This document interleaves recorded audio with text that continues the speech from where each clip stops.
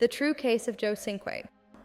This is one of the most disturbing cases I've covered, not because of what happened in the dark, but because of how many people saw the danger and turned a blind eye.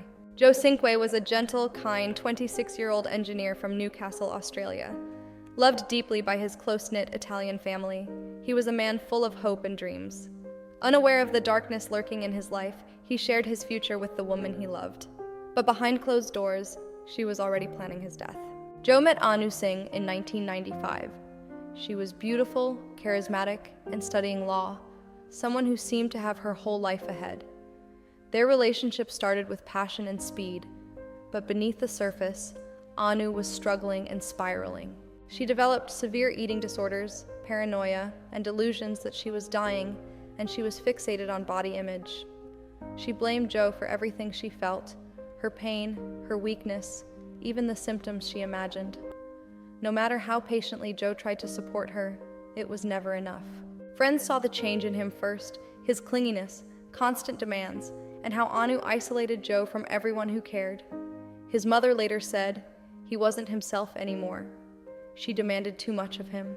Anu's thoughts darkened further. She confided in friends, openly saying she wanted to kill herself and Joe. She claimed she was clever enough to get away with murder by pretending to be insane.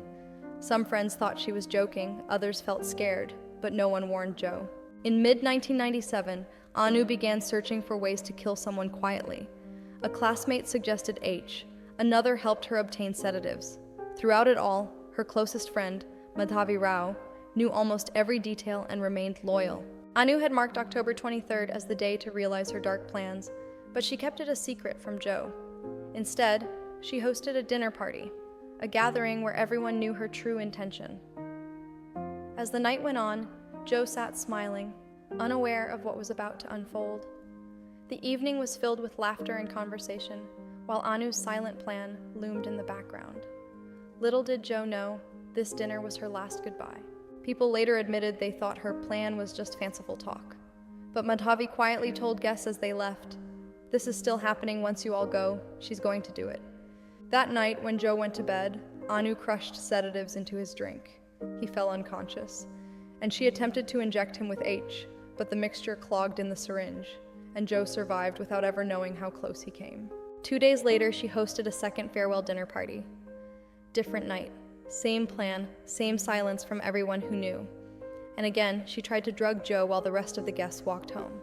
This time, the drugs worked. Joe collapsed, but did not die. For the next 24 hours, Joe drifted in and out of consciousness while Anu continued giving him more.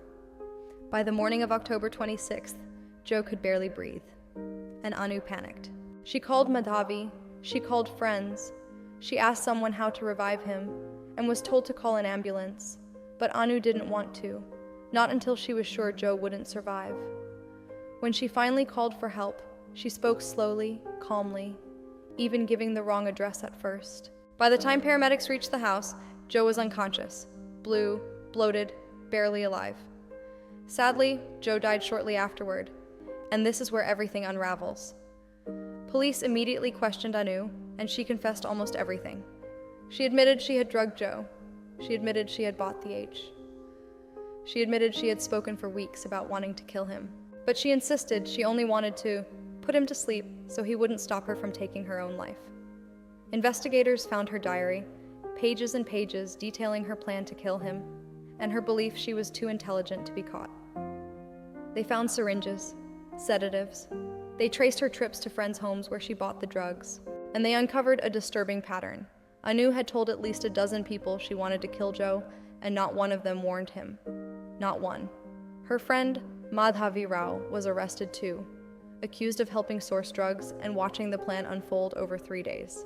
The trial began in March 1999. Anu's defense argued she was severely mentally ill, suffering delusions, paranoia, and a deteriorating sense of reality. A forensic psychiatrist agreed she was deeply disturbed, but also stated clearly she knew right from wrong. Up to a point. Joe's family sat through every day of that trial.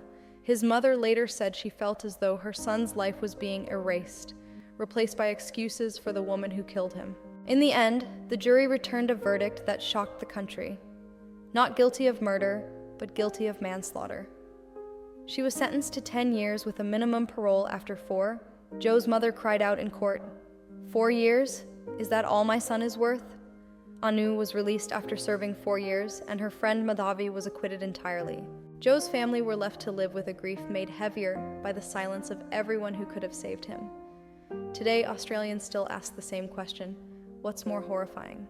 The woman who planned the murder, or the people who watched it unfold and did nothing?